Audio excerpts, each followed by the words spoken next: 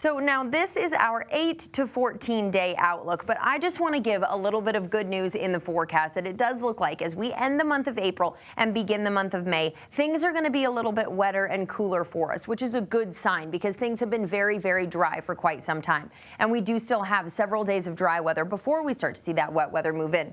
So of course, then our attention turns to our drought monitor, which gets released every Thursday, and it shows the entire state under some form of drought. As we continue to see very dry conditions, we're looking at more exceptional drought popping up across parts of the state. And that going into the first few days of the week is going to elevate that fire weather concern for us here. For today, on the very quiet side, a little bit of cloud cover here and there, some filtered sunshine at times, but really comfortable as we head for highs in the upper 70s, low 80s, feeling quite summer-like, more closer to our record highs for this time of year than anything what we would normally expect for averages, which is in the low 60s. Today, tomorrow, and into Wednesday, we'll be in the upper 70s, low 80s. More 80s possible out into the eastern half of the state for today. 50s and 60s in the high country this afternoon. For your Monday, we are only looking at red flag warnings down in southeastern Colorado, but this is going to be a different picture as we do head into primarily Wednesday when we're tracking more fire weather concerns. So something to watch going through the week, but today just on the more mild side. Tonight we'll head for overnight lows in the mid 40s, and then by tomorrow afternoon, the 80s start to kick up into our forecast. We'll be in the low to mid 80s across the Denver area.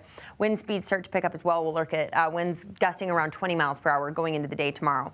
As far as high temperatures in eastern Colorado, much warmer. Potential to see some 90s in places like Lamar, Julesburg. It's going to be warm in Sterling, Burlington, La Junta, and Pueblo for Tuesday. And then as we head into Wednesday, our fire weather concern rises. So the National Weather Service already issuing red flag warnings for Wednesday from 11 a.m. until 7 p.m. These were previously fire weather watches. So just goes to show the concerns that we'll be facing as we do head into Wednesday. Our fire weather outlook puts a good chunk of eastern Colorado under this more critical fire weather, with northern Colorado jumping into that elevated category. Not quite in the heart of the Denver metro, but very close into our adjacent plains, looking at some of that concern for fire danger. Tuesday, Wednesday, and Thursday, we have fire alert days, with Wednesday being that peak day we just talked about, 83 degrees for the temperature there. And then look what happens Thursday into Friday, that pattern shift. We're going to be looking at cooler weather and wetter weather as we do head into Friday. So some changes in our forecast there. And through Futurecast, noticing the wet weather that does carry us Thursday, Friday, Saturday, and even into Sunday. So a very nice welcome change for us here to help hopefully alleviate some of these drought conditions that we'll be dealing with, and those temperatures sliding into the 50s and 60s to end the week and begin the weekend.